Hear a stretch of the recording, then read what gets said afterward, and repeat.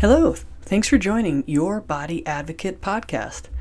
I'm your host, Ruth Cummings, and today I'm interviewing Caroline Guntur. She is a professional organizer and productivity coach. This is a really fun interview. I hope you enjoy it. Let's take a deep breath to relax. Ready? Okay, here we go. You're listening to Your Body Advocate, telling your body's side of the story. The podcast dedicated to supporting and improving your body-mind connection so you can live a pain-free, passion-filled life, dissolving one body tension at a time. Discover the healing properties of your own body language, and together let's explore ways to support and improve essential self-talk. Now, here's your host, Master of Encouragement and Body-Mind Life Coach, Ruth Cummings.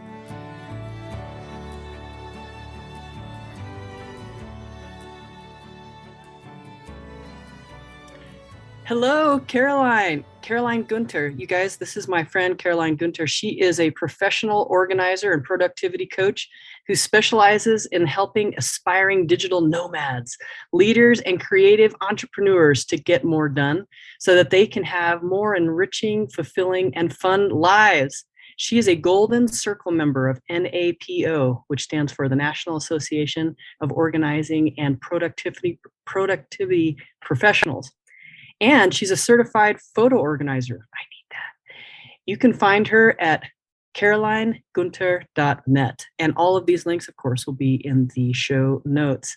Caroline, thank you for joining me today. Thank you for having me, Ruth. I'm so excited to be here because we have so much in common, and I can't wait to share for everybody what that is. I know it's been so fun getting to know you, and I like to think I'm organized, and then I meet someone like you and I'm like, oh my gosh, am I not organized? And I so much need that. And, and what we have talked about through our times together is the body is affected when you're not organized. And that's one of the many things that I wanted to talk to you about. So we had written down what we really wanted to talk about today was how our bodies are how our body is affected by productivity and organizational skills, and how being organized really helps the body and helps the mind, helps you calm down, helps you focus. So I would love your input on this. Go, girl. Yeah, absolutely. That's so true because, when I work with people, I like to take a holistic look at what's going on in their lives, because so often what affects you at work has nothing to do with work. It is either something going on at home or something going on in the rest of the areas of your life. So the first thing I look at really is, what are your core needs? And do we need to address anything there before we even get started? Because, if you're not sleeping well, there's very little I can do to help you get more productive, because that's one of those core needs that you really need to fulfill first, or, I'm not going to be able to help you very much. Right. So I am very focused in the beginning on, how are you fulfilling all of your basic needs? And it's only after that point that I take on a client.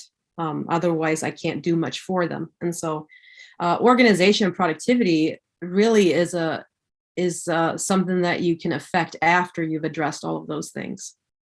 Wow. So what core needs do you require? What core do you address? Or have to address before they work with you? That's really interesting. Yeah, I definitely take a look at sleep. I want to make sure that I'm working with somebody who is getting the required amount of sleep. And that's usually 6-7 hours or more, preferably a little bit on the extra side, right? Just to make sure that your mind is rested. And also I like to look at, some food habits. Not that I'm an expert in that, but I definitely want to make sure that you are nourishing your body and you're hydrating enough. And so that would be something that I might recommend somebody addresses first. And then I really start looking at, what's going on in the rest of your life. Is there anything that has happened recently that changed something for you? At what point did you start feeling disorganized? Has that been going on for, your whole life, or is that something that happened recently? And usually if it happened recently, it's because there was some sort of big change in their life. For example, a move, the birth of a new child, maybe they just started the business, or something like that happened. Maybe there was a loss or something else that really sort of threw a wrench in the wheel there. And so as organizers, we tend to talk about ourselves as managers of change, because so often we get those clients that there is a significant change that happened in their life, and then they go, oh my gosh, I can't cope now. I don't understand how I'm going to adapt to this new situation. So it's really a coping skill more than anything else. And you can learn how to deal with that. So the organization is a coping skill? Correct. Yeah. Wow. Organization, managing your time, managing your productivity is, in my opinion, a coping skill that not enough people are taught. Wow, I so agree with that. And like everything you just said, as you know, that it just melds with what I do so well, because I work on like all the big changes. If there's actually a movement in your sacrum when you are feeling ungrounded, when you have something that happens in your life that's big, there's actually a movement that happens that causes low back pain. It causes us to feel like we're not stable. So like our whole foundation gets moved physically. Right. And so that's so cool that like, yeah, you can't organize. I definitely can if I'm not feeling, up to it, or, I have so many things on my mind. I mean, I'm just the same way, but I just find this fascinating that you work with that too. So what is it? I just want to know, how do you know, or how do you sense when somebody has become grounded enough for them to really become organized? Yeah, I think the biggest one by far is sleep, food habits and hydration habits, and recent changes in their life. And if they're telling me that nothing happened recently, I'm sleeping at least 6-7 hours a night, and I'm not running around thirsty all day long, then I'm okay. But if I sense that there is something that might be off in one of those areas, then I go, okay, wait a minute, let's dig deeper here and figure out what prompted you to reach out to me, because there may need to be an additional step that you need to think about before you even get to me. And that's just what I do in my regular discovery calls with people, is we talk about things like that, and we kind of see what prompted them to reach out. Usually that reveals quite a bit. Well, are they usually aware of it or not?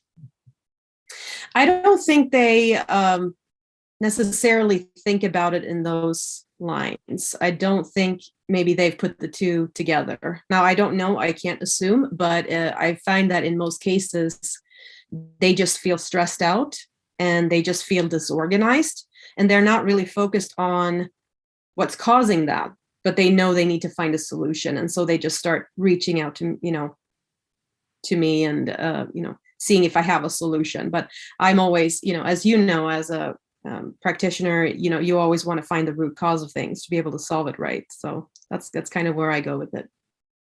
I love finding the root cause. That's definitely where I want to focus in my career from now on, which I always have really, but we don't, as a culture in America, at least. You're not in America at the moment, but like we don't, I think more and more people are turning to what is the root cause, and how can I fix this without medication and without the need of these things from the outside, and looking at how much sugar is in our diet and in our society, and how things are not really focused on our health.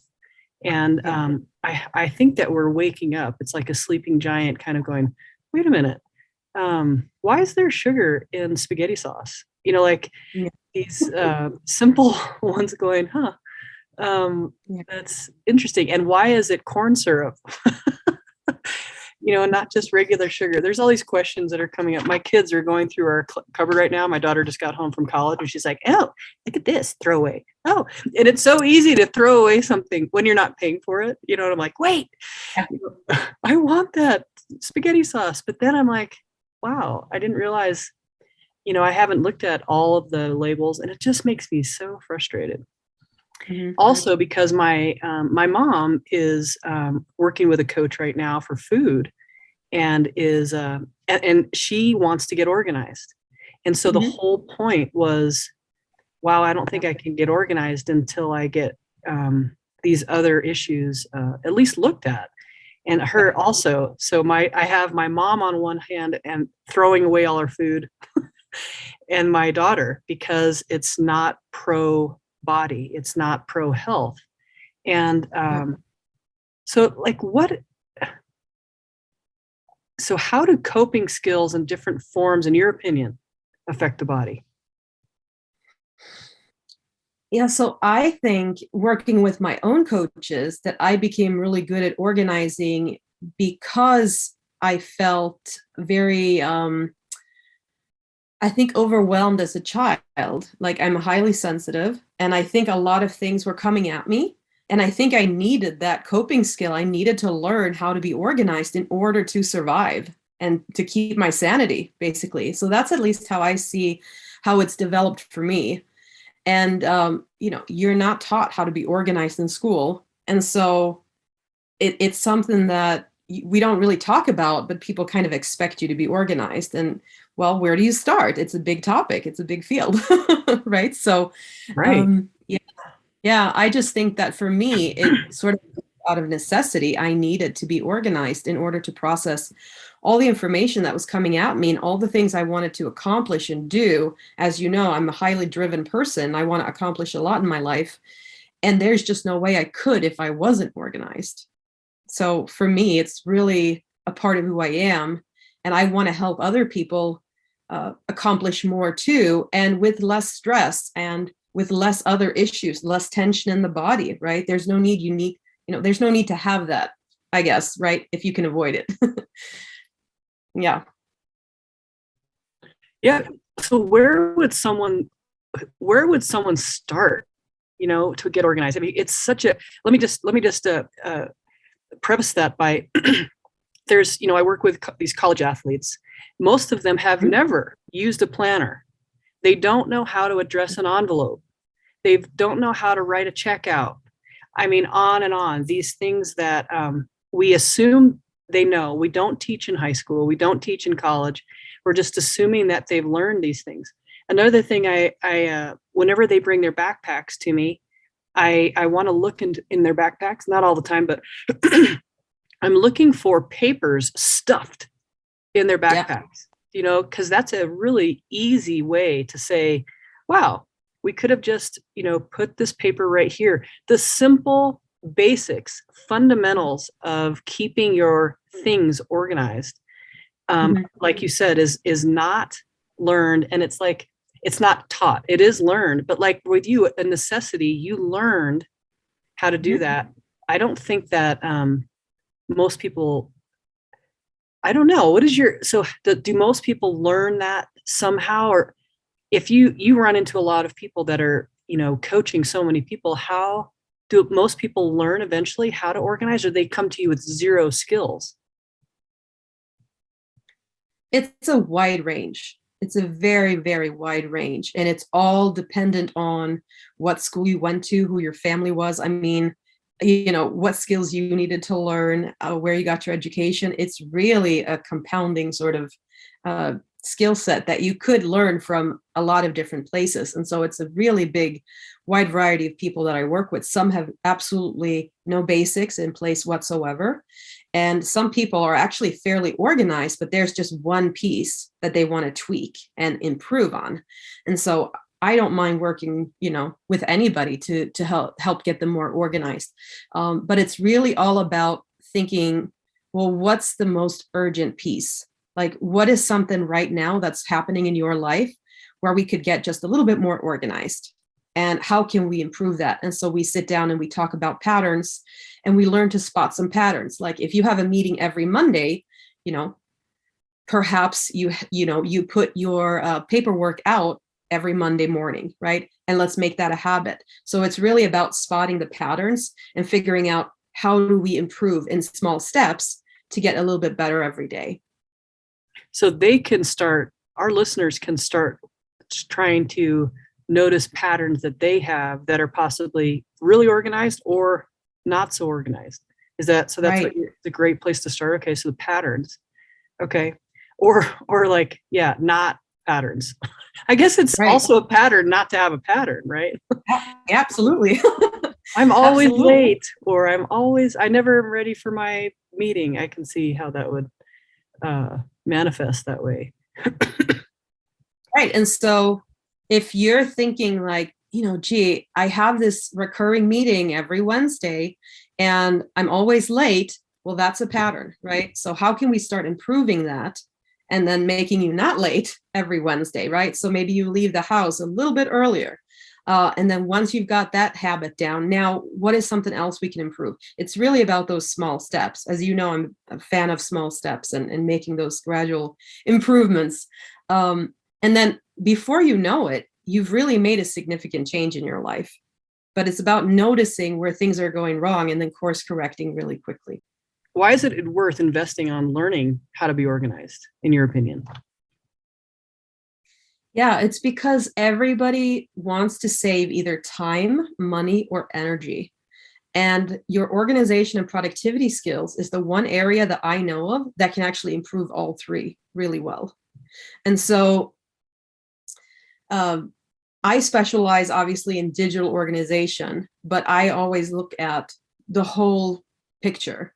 And I feel that when you improve your organization and productivity skills, that's really an asset to you. It's a new coping skill that you have, and the benefits compound over time.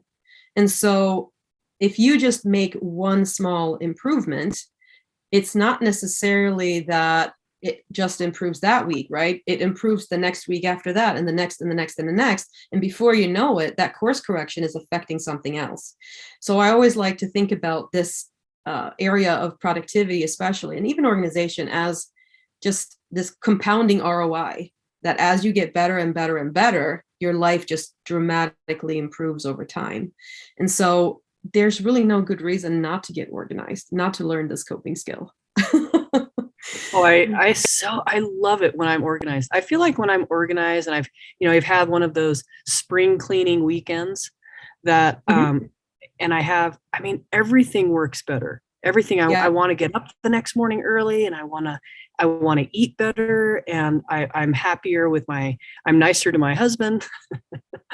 And so it's really for him, right? I need to get organized for him. I'm just kidding. But I know, and I know everybody I don't know anybody who has said, wow, I love being unorganized.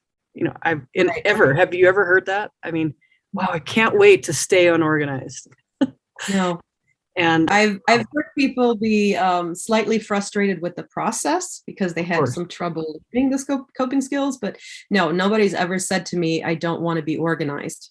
And as you said, you're happier, right? In all the areas of your life, it really affects everything. And so when you're clear-headed and you go into everything feeling in control, like the world's not spinning around, you're less stressed, right? You're less frustrated. Everything just goes better, So, yeah. I remembered my question from earlier.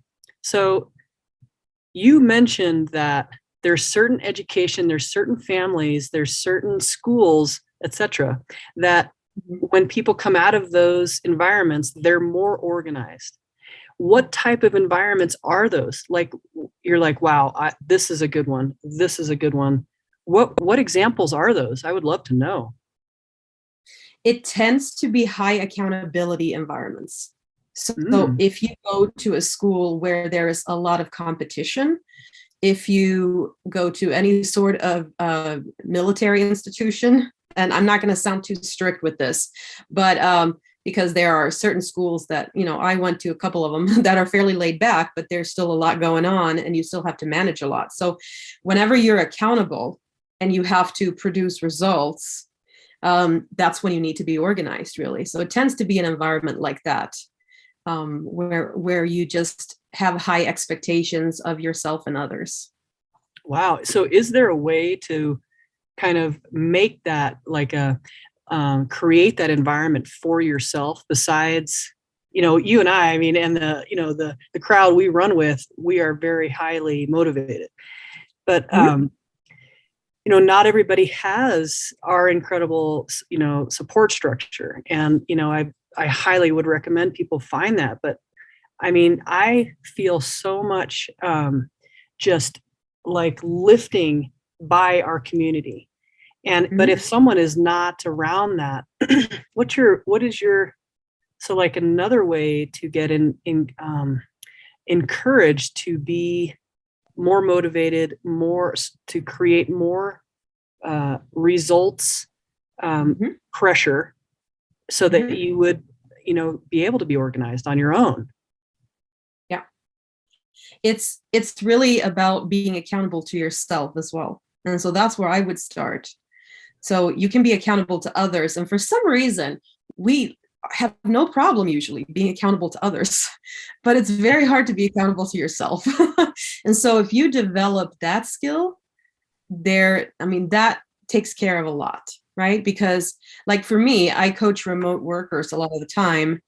And a lot of people have trouble with distractions because they might be in an environment where there's a lot of distractions, either at home with people watching TV or at the kitchen table, or, if they're working from a cafe somewhere in a big city. I mean, there's a lot of distractions that happen. So what are some ways where you can minimize the distractions and be more accountable to yourself? Like, I have no problem getting my stuff done at home or wherever I am because I'm extremely focused on what I want to accomplish. And that comes from being accountable to myself. And I think that's almost the place where you have to start, to look sort of inwards and say, okay, well, I'm going to take myself seriously. And when you take yourself seriously, then all of that kind of works out. That's at least how I see it. Oh, I love that. I mean, that's also, we connect how our two businesses work together, because if you take yourself seriously, then you start listening to the headaches and the arm pain and the hand pain or whatever's happening in your body that most people ignore. It's the same thing with, I can see that you can ignore the piles that are over here, or you can ignore that you're being distracted, or you can ignore these things that get you off this incredible, really easy path to get a lot done in your life, to love yourself, to love the people around you. There's all these little pulling you off the train tracks, of passionate, pain-free, organized living. Yeah. And I'm the same way. Like I've heard people talk about, if you're going to write a book, you should go and live by yourself for, a month or a week, or not like any of us have that. And I wish I could do that, but you're telling me you're really good at doing it in your house. You create your space, you create your time, and voila. Voila. Yeah. Yeah. I decide what needs to happen, when it needs to happen, and then it happens. That's just part of the skills that I've developed for myself. And so, minimizing distractions too, obviously, is one thing I work on a lot for people, with coaching them on that, because that tends to be a bigger issue for a lot of people. And I've become really good at managing that, which is how I get so much done. And that just feels so good to get all your stuff done, and having that accountability to yourself. There's nothing more motivating, in my opinion. I'm like, I can't write fast enough. I was, gonna put some notes. I'm like, holy moly, all these things are they're so great. These great nuggets of little, like you said, like the little pieces add up. The same thing with working with your body and working with breath and self-care and all those, like, but you just said something that was really, really caught my eye or my ear is so do you have a to-do list? How do you know? And like, you really you like getting things done. And like you said, you know what's going to happen, when it's going to happen, you know, how you're going to do it. Like you have the, you know, who, when, why, where, and Mhm. how do you do that? How do you set that up so that you know that you're done? Like, how do you know? Right. So there's a couple of things. And the first thing is you have to have, if you're running a business, and I mean, even if you have a family to manage, it can still be the same thing. You have to have a really good project management system. I mean, like a hub where your information lives and where your tasks live, and, you know, where you have everything at your fingertips. And one of the things I do is I help people set that up and decide, well, what is the right system for me? Right. So the first thing is really having a really good system that works for you and your family or your business or your team or whoever you're working with, right? That sort of grounds you. That's number one. And then number two is really knowing how to manage your time and your energy and your resources, and learning, you know, how much can I schedule per day? You know, how many projects are too many? You know, what, you know, are my commitments? Like, am I over, or can I reasonably get done what I'm asking? Right. So that's a lot of what I work with people on as well. And then the third big thing I would say is definitely creating the space for it, you know, putting it on the calendar with clear goals, setting aside the right time, you know, and of course, asking for help and support when you need it. So there's a couple of things that have to kind of work together in order for you to reach that peak productivity, but it can be done. Absolutely. My hand hurts. I just have to let you know from writing so far. This is amazing. I mean, you know, I've heard about professional organizers in my lifetime here and there, but you, my dear, take the cake. We have been on calls together where you have organized. You're like chair, and then everybody who's missed something. It's so organized. I'm just so jealous. Like, wow, how do you, I don't even know how to share it. You know, maybe I could do the typing as fast as you do and get it all color coded. But then I don't even know how to share it. So there's all these like technical things that, you know, and I'm just very impressed with your holistic organizing. It's just been amazing to watch you. Just, I want to let you know that from the outside looking in, it's like, wow, you amaze me. Very sweet. You know, you learn, right? I've been at this for a while, right? Yeah. I've been an organizing and productivity coach for well over a decade now. And, you know, and before that, obviously I had my own needs. So, you know, I've just been at it for a while. So when you just start by improving what needs to happen and just, you know, you keep working at it every day, you get better and better at it. And I firmly believe anyone can learn how to be organized and how to be productive. You know, it's not, in my opinion, something you're born with. Maybe there are certain people that lean a little bit more towards, you know, learning how to be organized just because they like that structure and they're naturally very analytical people and they spot patterns easily. But I'm a very creative, right brain, just free flowing, I don't love rules and this and that person. So, you know, if I can do it, anybody can do it. I was gonna be my next question. Do you feel that, you know, anybody can get organized? And that's because there's definitely, I mean, sure, you know, some, I definitely know some where it's it doesn't seem possible. You know, I know several hoarders in my life too, and that's a whole other ball game. But well, that's a different, right? Yeah, right. So that's kind of. So what's happening is they're choosing one coping skill over another. And what we really just need to figure out is we need to resolve the first one, right? And then prove that the benefits outweigh, you know, their method. Do you feel like people hoard in like in business organization? Like you see on these shows, you know, where their house is just full.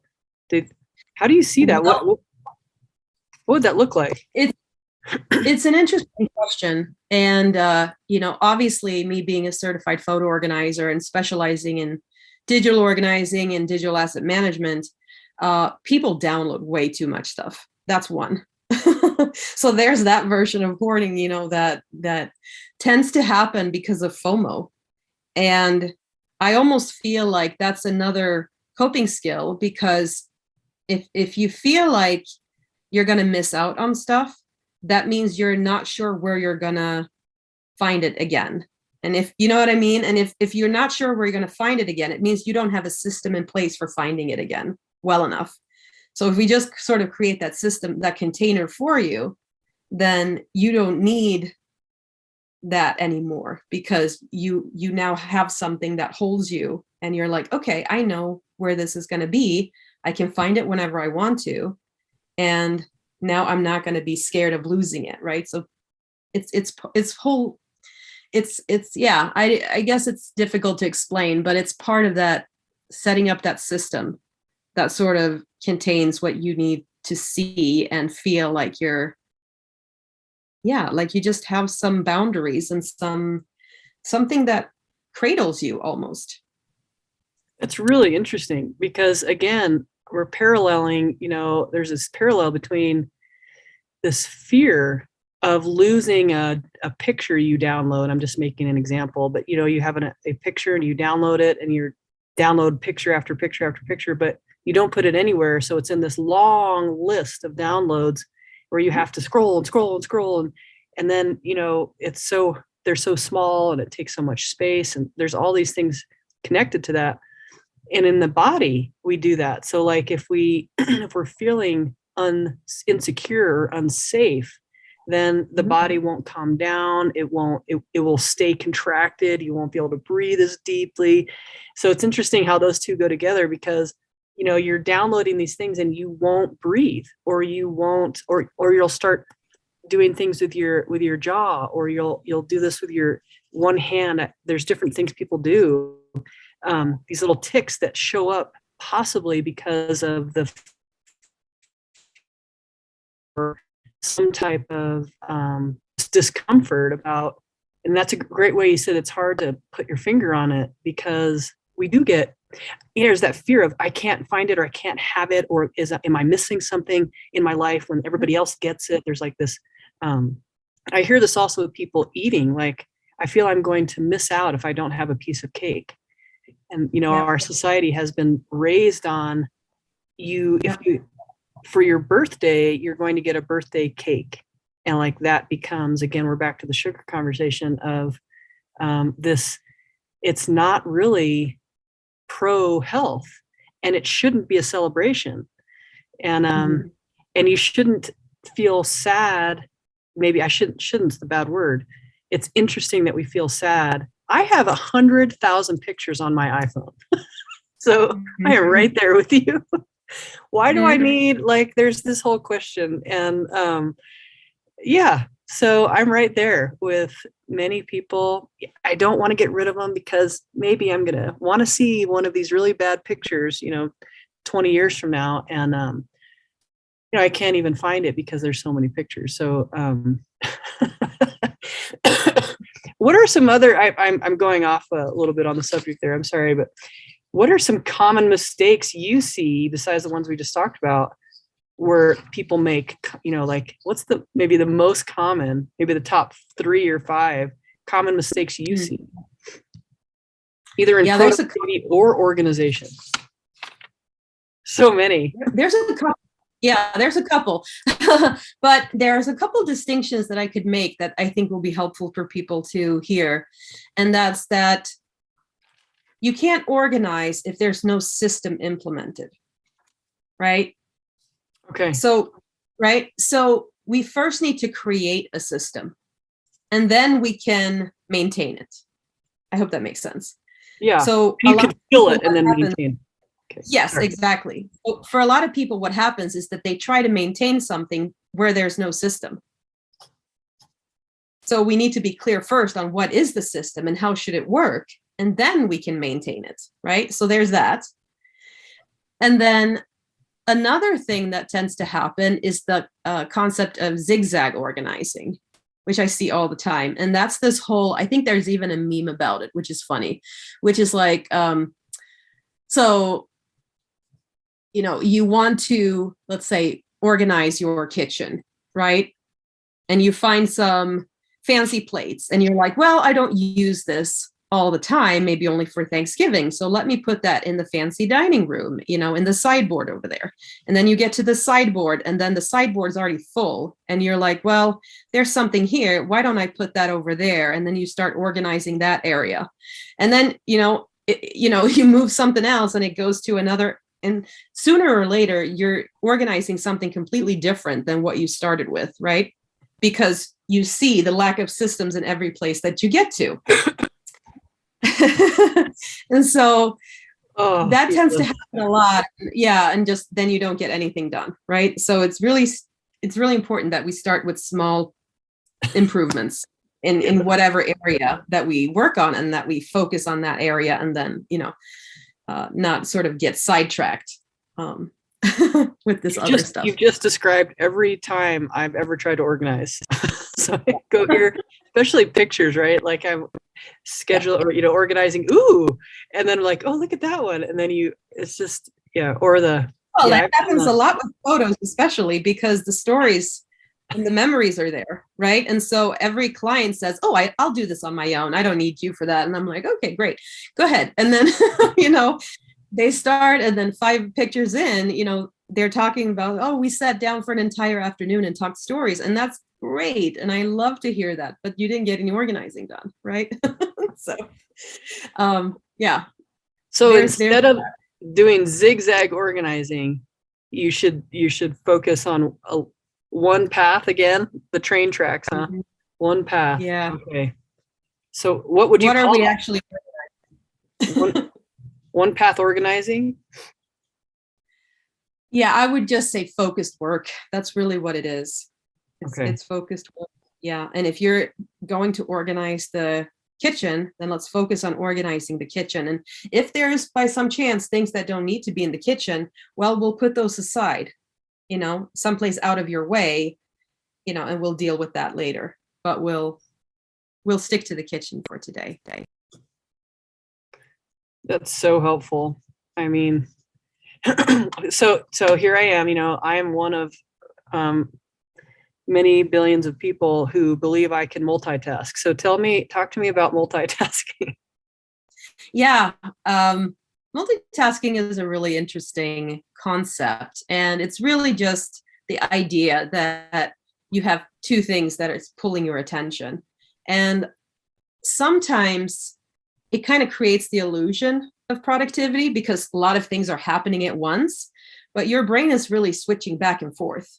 And so I remember at one of our industry conferences, I can't remember who exactly, it was one of my dear colleagues who did this exercise with us. She said, first write down, letters A through Z, and then write down numbers 1 through 100, and then time yourself while doing both of those and then add up the time and put that time aside, just the number. So we know how long that took. Now do it again. And then try to write A, then 1, B, then 2, C, then 3, right? To interchange sort of and mix those 2 sequences and then see how long that takes you. And it was astonishing what a change that was, how much of a difference that made. And I just vividly remember that because I was so shocked. It was such a simple exercise, but I was so shocked at looking at the difference between those 2 times of how much longer it took me to figure that out. And it was because my brain was switching back and forth. And so now I sort of tell everybody about that little exercise because it's just a really good, if you need proof, that's a good one to do. Yeah, you don't want to be switching like that. It's fine to have multiple projects going, but you're not working on multiple projects at the same time. You can do one project on a Tuesday, one on a Wednesday. Obviously, you don't want to have too many projects, right? But you need to do focused work when you are working on them and not have all these distractions happening. I've never even heard of that example. I can completely understand that now. Because I was doing it in my head as you were talking. And it's easy to go 1, 2, 3, 4, 5, 6, 7, 8, 9, 10, right? And it's further down. Yeah. Yeah. And then when you go down, yeah, it's hard. Yeah, 1, A, 2, B, 3. That's just, it's like probably more than 4 times the amount of time, I think, probably, maybe even more than that. I don't know. That's a great example. I love that. Yeah. And so for me also, I don't say no, and I have too many irons in the fire. Is this a common one too, of overscheduling or being I don't know, overscheduling and overwhelm and not saying no? Do those go together, or are those also separate?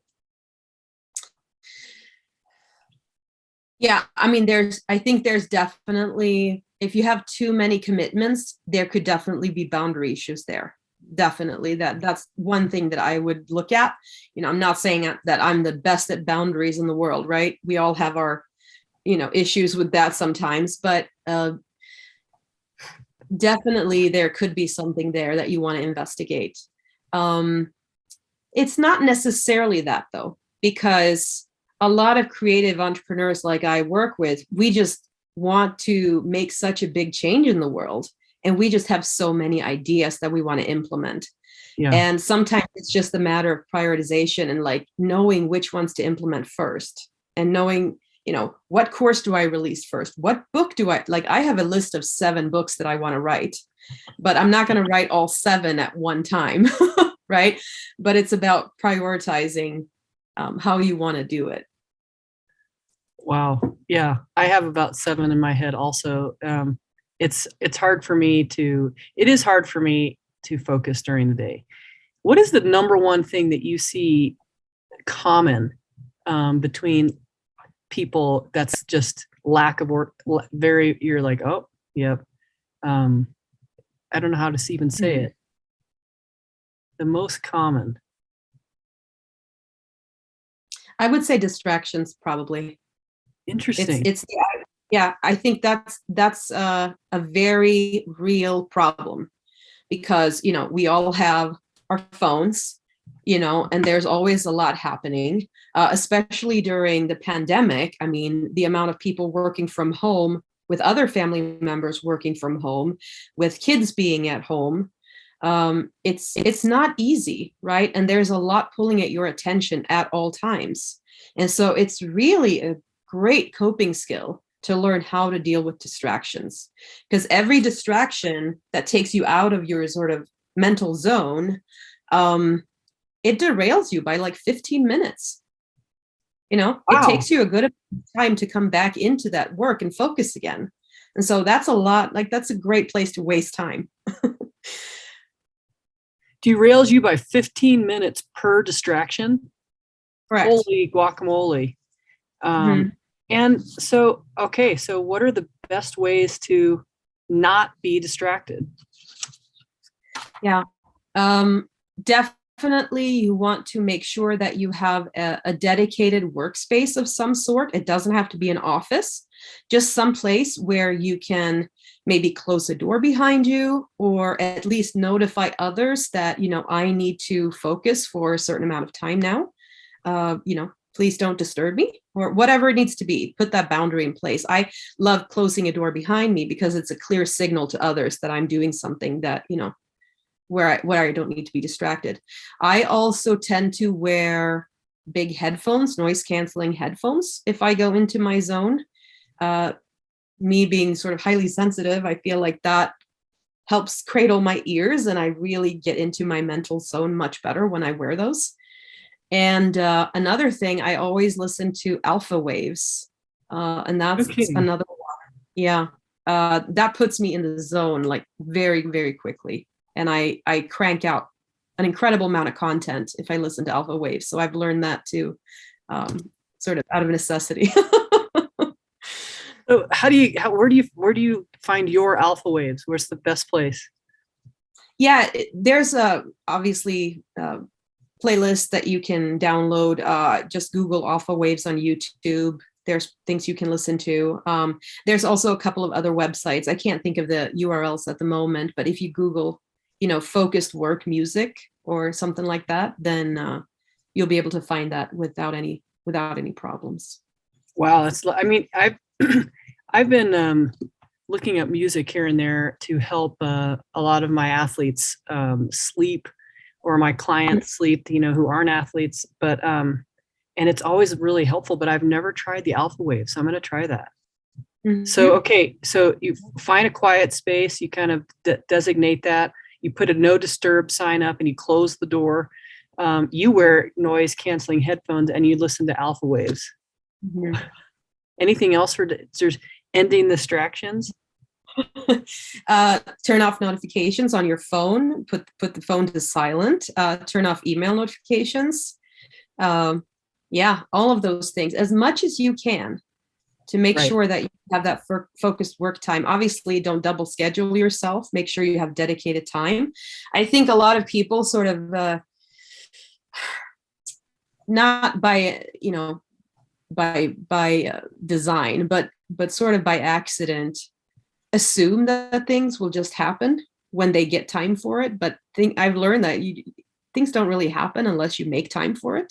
So you want to schedule time for it, whatever it is. And it comes back to taking yourself seriously. So if you want to sit down and write a book, let's put that on the schedule and let's close that time for your book. And let's just do that at that time. And let's not have other things push that aside, right? Let's make that a priority, right? So yeah, there's just a couple of things that you can do there. But I mean, it works.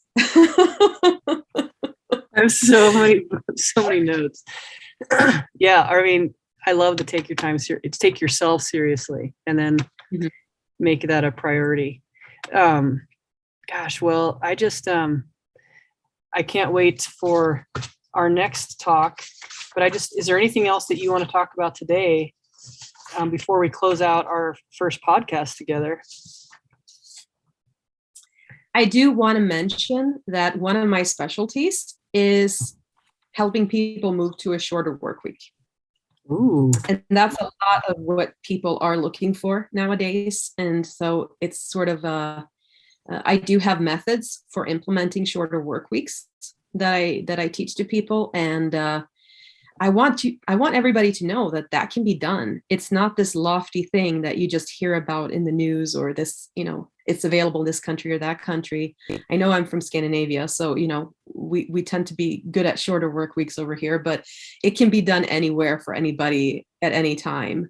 And it really comes down to getting good at organization, being productive, and putting in place a certain number of sort of system boundaries that help you get more done in less time.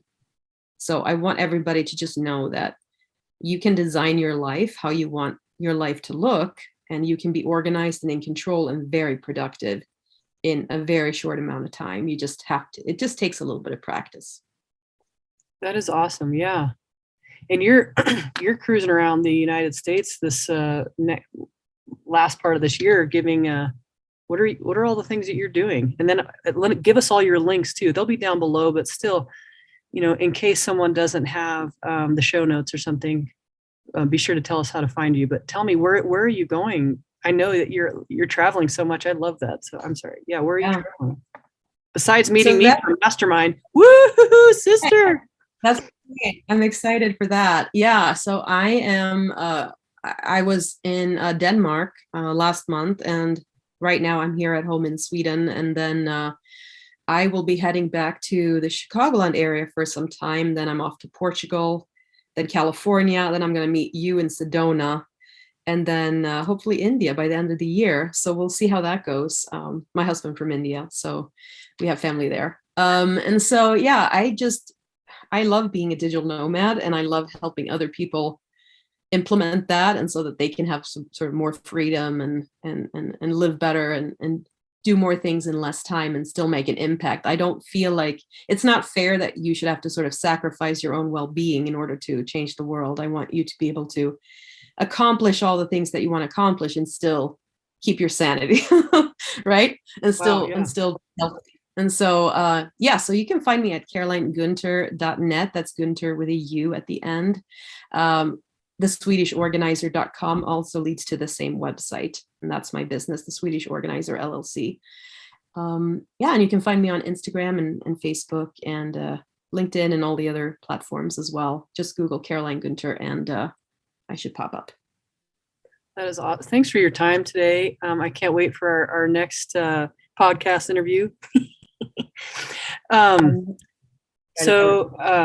Yeah, that's it. So thank you so much. And I will see you next time. Thank you for listening to Your Body Advocate with Ruth Cummings. We're so glad you've joined us today and truly believe you can live a pain-free, passion-filled life. To connect with Ruth, work with Ruth, or to grab your free ebook, go to ruthcummings.com. We'd love to hear from you. Don't forget to rate, review, and subscribe so you don't miss our next episode. Until next time, friends, be open, include the unincluded, think outside the box, and spread love and kindness one smile at a time.